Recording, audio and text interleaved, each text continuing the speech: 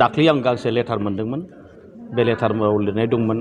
जे मान्दार handloom training centre खुलिगोन होननानै आङो लाइजामखौ मोननाय लोगो लोगो जोबोद गोजोननाय मोनदों बे सुक्लाय सेरफां नावकाटा गामियाव आङो थांनाय माखासे मासनि सिगांनो मोनसे एवारनेस प्रग्राम खालामदोंमोन आरो बे एवारनेस प्रग्राम खालामनायाव आं मोनथिनो मोनदोंमोन बे जायगायाव दानाय लुनायनि मानसिफ्रा गोबां इन्टारेस्टेड दङ नाथाय लामा मोनाखै बा लामा दिन्थिग्रा मानसि गैयामोन दिनै हसा हसिखै आं हलाक लानांगोन जा बे समस्तिनि मानगोनां इएम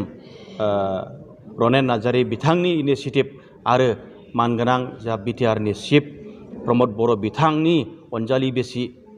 पारुल भराली मेडामनि नाजानायाव आरोबाव जा हेमन्त राभा जोंनि MCLA बिथांमोननि नाजानायाव दिनैहाय बेयाव हसा हसिखै मोगथाङाव महर मोनदों आरो बे मोगथाङाव महर मोननायजों लोगोसे बे ओनसोलनि रायजो राजाफ्रा बे ओनसोलनि आइजोफ्रा जायफोर इन्टारेस्टेड जि दानो ओंखारबोदों बिसोरो गोबां ट्रेनिं लानो हासिगोन आरो बे ट्रेनिंनि जुनैनो गोबां गामियावबो जि दानायनि बेबस्थाखौ खालामनो हासिगोन बेखिनिखौ आङो बुंबाय हेन्डलुम टेक्सटाइलाव जोंनियाव जोङो गोबां आसनि लानांगोन दा जेरैहाय बड'लेण्ड हेन्डलुम मिशन बै बड'लेण्ड हेन्डलुम मिशननि दारैहाय गोबां जोंनि बिटिआर ओनसोलनि गामि गामि गोग्लैसोनानै थानाय गामिफोरखौ बोखांनायनि आरो हेन्डलुमनि माने जिथु model village handloom model village जों माखासे जायगायाव फोसावदों दा बेफ्रावबो जोङो गोबां खामानि मावगोन आरो बड'लेण्ड हेन्डलुम मिशननि दारैहाय जोङो CFC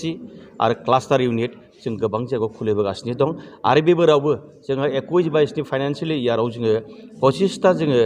हेन्डलुम क्लास्टार खुलिबाय आरो 6टा CFC खुलिनानै होबाय आरोबाव जोंहा 22-23नि जिथु फाइनान्सियेल इयार बेयावबो गोबां जोंनियाव बड'लेण्ड हेन्डलुम मिशननि माखासे आसनि लानाय दं बेखौ जोङो मोगथाङाव महर होगोन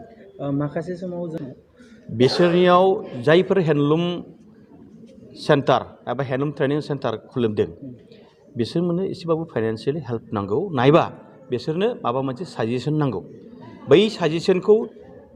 BTC सरकारनिफ्राय सिगांनि दिनफोराव बे साजेसनखौ होबोआखै आरो बे मददखौ होबोआखै दिनैहायनि बिटिआरनि सरकारा बा जोंनि सरकारा जों बिसोरनो फुल्लि समर्थन होगोन आरो बिसोरखौ आवगायलांनायाव जों हेफाजाब होगोन हाग्रामा बुङि हाग्रामा हायि